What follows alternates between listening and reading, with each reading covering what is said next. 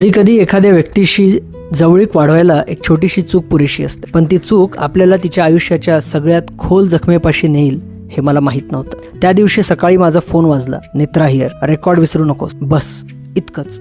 ना good morning ना please, call cut. पण त्या आवाजात एक ट्रस्ट होता आणि थोडासा डाऊट सुद्धा.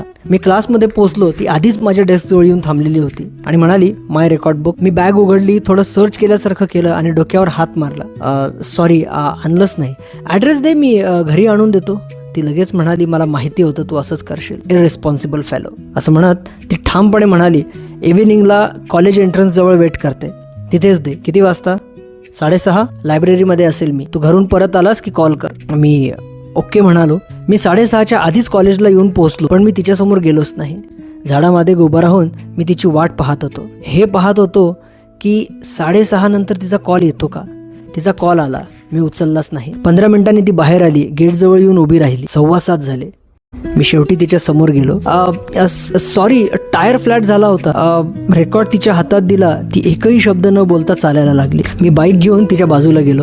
ड्रॉप करू का? ती ऑटोमध्ये बसली आणि निघून गेली. मी तिच्या मागे मागे जात होतो. तिने ऑटो थांबवला. ती खाली उतरली आणि म्हणाली, व्हाय आर यू फॉलोइंग मी? मी हसून म्हणालो, चूक माझी आहे, तू सेफली घरी पोहोचली पाहिजे, बस म्हणून फॉलो करतोय. ती काही क्षण बघत राहिली. तिने ऑटोला पैसे दिले आणि माझ्या बाईकवर बसली.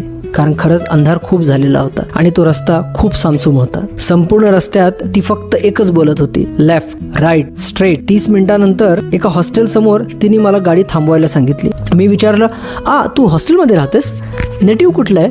पेरेंट्स. ती गाडीवरनं उतरली आणि न बोलता तशीच निघून गेली. मी घरी आलो आणि घरी येऊन आईला सगळं सांगितलं. आई म्हणाली, पुअर गर्ल, होमसिक असेल, हॉस्टेल फूड पण खराब असतं ना. तेव्हा मी म्हणालो, आई उद्या पुरी कर आणि ना एक डब्बा तिच्यासाठी पण दे. दुसऱ्या दिवशी मी टिफिन तिच्या डेस्कवर ठेवला. तिने तो टच सुद्धा केला नाही. मी परत घरी आणून खाल्ला. मी थांबलो नाही. रोज डब्बा तिच्या टेबलवर नेऊन ठेवायचो. एक दिवस डब्बा रिकामा होता. माझा आनंद शब्दात बसत नव्हता. मी तिला विचारलं, जेवण आवडलं? ती हळूच म्हणाली, हो थँक्स. पहिल्यांदा तिने मला नॉर्मल आवाजात उत्तर दिलं होतं. दुसऱ्या दिवशी आम्ही एकत्र बसलो. मी तिचा डब्बा उघडला. चव फार वाईट होती. मी हसत म्हणालो, वाव, सो टेस्टी. ती खायला लागली आणि मी आईच्या जेवणाबद्दल बोललो. तुझी मॉम काय बनवते? आणि तेवढ्यात तिच्या डोळ्यातून पाणी आलं. ती उठली आणि निघून गेली. ज्याने बेट लावली होती तो आला. हे अरे कसं जमलं? मी म्हणालो, मनीसाठी नव्हतं रे, आय वॉज जस्ट नीड हा फ्रेंडशिप. नंतर जेव्हा मी घरी आलो तेव्हा बाबांना मी सगळं सांगितलं. बाबा म्हणाले, अरे एकदा तिला घरी घेऊन ये ना. मग आयडिया आली, माझा बर्थडे येतोय, आपण तिला बर्थडेला इन्व्हाइट करायचं का? आई बाबा सगळेच हो म्हणाले. मग मी तिला कॉल केला, ऐक ना, उद्या ना माझा बर्थडे आहे, 4 वाजता रेडी राहा, मी घ्यायला येतोय. ती म्हणाली, मी येणार नाही. मी म्हणालोय, मी ऑलरेडी निघालोय, नो एक्सक्युजेस. आता मला कळत नाहीये ती खरंच येईल का, परत रिजेक्ट करेल की